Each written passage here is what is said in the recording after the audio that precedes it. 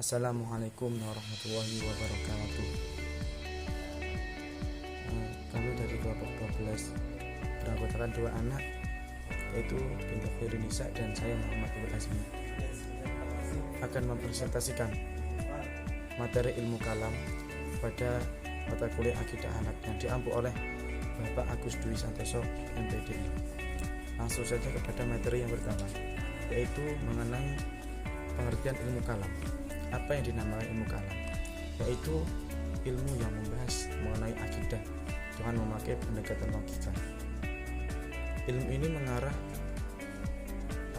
yaitu pembahasannya kepada segi-segi yang menjadi landasan pokok agama Islam, yaitu mengenai kemahaesaan Tuhan, masalah nubuah, akhirat, dan hal yang berhubungan dengan itu.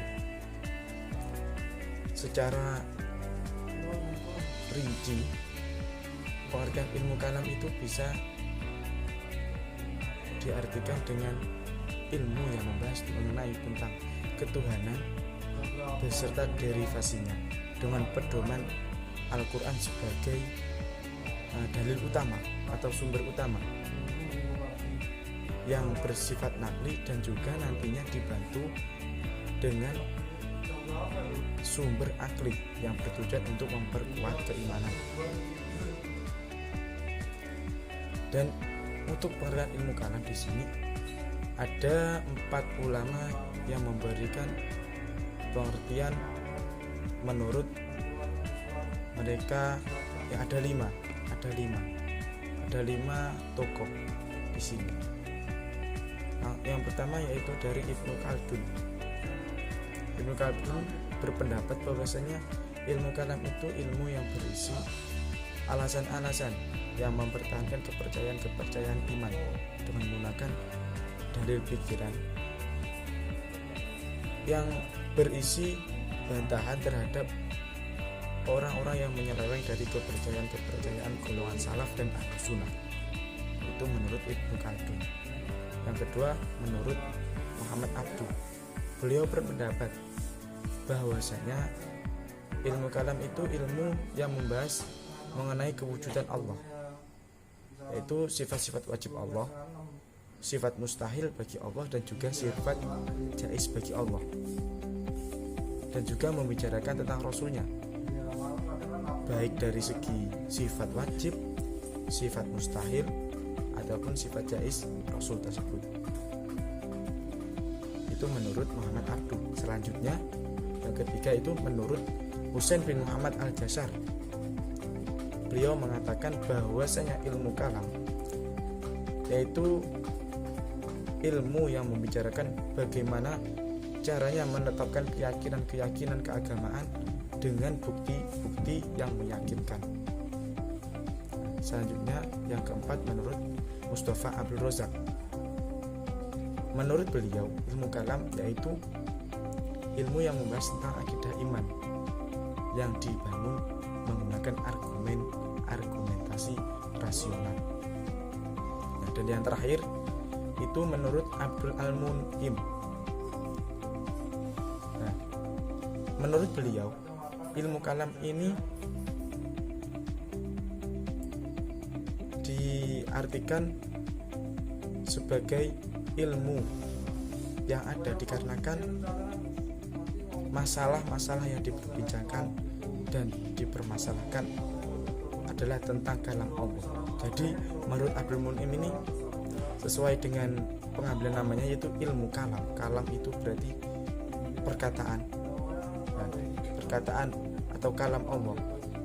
Yang dimaksud di sini yaitu Al-Quran. Itu menurut Abdul Al-Mun'im. Nah, Al-Quran tadi yang merupakan sifatnya atau zatnya, intinya sifat tadi itu bersifat kalami yang menyangkut dengan akidah yang mendalam, seperti tauhid, akhirat, hakikat sifat-sifat Allah, kadar baik buruknya, hakikat kenabian dan penciptaan Al-Quran, serta yang lain-lain. Jadi dari beberapa pengertian tadi bisa disimpulkan dari beberapa semuanya tadi bahwasanya ilmu kalam tadi memang ilmu yang membahas ketauhidan, keesaan Allah, baik dari segi sifatnya, baik sifat wajib ataupun mustahil ataupun jaiz, juga sifat yang ada pada Rasulnya. Maksudnya tadi di atas derivasinya itu berarti kan dari sifat keakhiratannya ataupun juga sifat yang tidak bisa diganggu gugat gitu. Selanjutnya langsung masuk kepada sumber-sumber ilmu kalam. Di sini ada 4 sumber ilmu kalam. Tapi sumber-sumber ilmu kalam ini tadi dibagi lagi, diperinci menjadi 2, yaitu yang pertama sumber yang berdasarkan kepada dalil nakli, yaitu Al-Quran dan juga hadis, dalil nakli, dan yang kedua itu bersumber dari pemikiran atau disebut dengan dalil akli. Untuk lebih luasnya kami jelaskan di sini. Yang pertama yaitu dalil nakli, yaitu berupa Al-Quran dan hadis. Untuk Al-Quran itu banyak menyinggung hal yang berkaitan dengan masalah ketuhanan, seperti Quran surat Al-Ikhlas, Asy-Syara ayat 7, surat Al-Furqan ayat 59, Quran surat Al-Fat ayat 10, dan Quran surat Toha ayat 39. Nanti bisa dilihat di makalah penjelasannya. Yang kedua, dalil yang bersifat nakli, yaitu hadis. Ya, banyak di hadis itu disinggung mengenai ilmu kalam. Selanjutnya, dalil yang bersifat akli, yaitu ada 2 macam. Yang pertama pemikiran manusia, dan yang kedua yaitu insting. Selanjutnya, ruang lingkup ilmu kalam akan disampaikan oleh teman saya Binti Khairunisa. Kurang lebihnya saya mohon maaf. Wassalamualaikum warahmatullahi wabarakatuh. Bismillah, di sini perkenalkan, nama saya Binti Khairunisa, NIM 93210019, akan melanjutkan penjelasan dari sahabat Ulul Azmi. Bismillah, di sini saya akan membahas tentang ruang lingkup ilmu kalam dan fungsi ilmu kalam. Ruang lingkup ilmu kalam adalah pembahasan atau lingkup yang akan dibahas oleh ilmu kalam itu sendiri.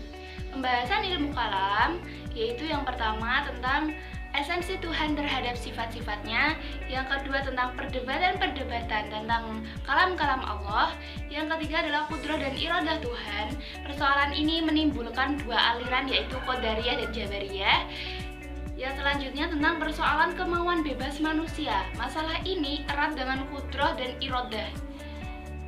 Yang terakhir adalah masalah Al-Quran. Apakah Al-Quran ini termasuk makhluk atau bukan? Nah, di sini akan dijelaskan juga tentang berbagai aliran dengan pendapat-pendapat mereka.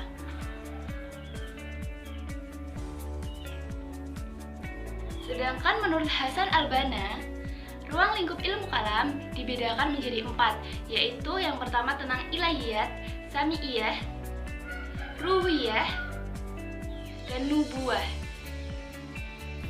Yang pertama kita akan membahas tentang ilahiyat.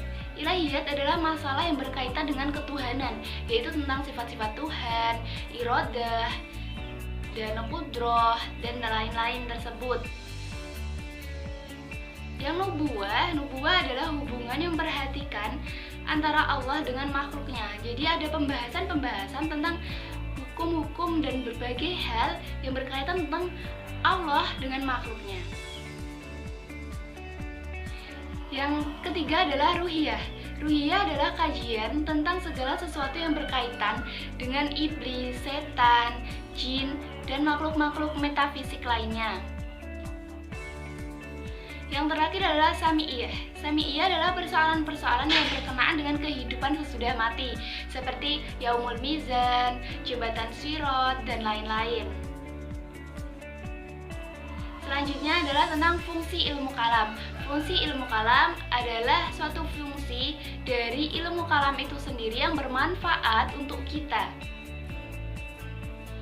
Fungsi ilmu kalam yang hadir dalam kehidupan masyarakat dapat sebagai tawanan pemikiran ketuhanan yang memberikan dalil tentang pokok agama yang lebih menyerupai logika sebagaimana ahli pikir dalam menjelaskan hujah pendiriannya. Al-Quran telah mempertemukan akal dengan agama, dan fungsi berpikir secara rasio berpegang teguh pada dalil-dalil yang sangat dianjurkan. Jadi sebegitulah pentingnya ilmu kalam dalam kehidupan bermasyarakat. Menurut para ahli, ilmu kalam sangat berfungsi sebagai yang pertama, menjaga kemurnian dasar-dasar agama yang telah memberikan pendapat yang kuat kepada kita. Yang kedua adalah memberikan arahan dan petunjuk kepada orang-orang awam yang masih belajar tentang agama. Yang ketiga adalah menopang penguatan sistem nilai ajaran Islam yang terdiri dari 3 pilar, yaitu iman, ibadah, dan Islam. Yang keempat adalah menjadikan pijakan atau tuntunan bagi ilmu-ilmu syariat. Jadi ilmu-ilmu syariat juga berpegang pada ilmu-ilmu kalam. Jadi tidak dengan hanya berpikir secara nalar, namun juga berpikir secara rasio. Yang terakhir adalah menjaga kesucian niat dan keyakinan yang merupakan dasar dalam melakukan perbuatan untuk mencapai kebahagiaan di dunia dan di akhirat. Sebegitu banyaknya fungsi-fungsi ilmu kalam yang dapat kita rasakan. Maka dari itu kita harus menggunakan ilmu kalam dengan sebaik-baiknya. Sekian presentasi dari saya.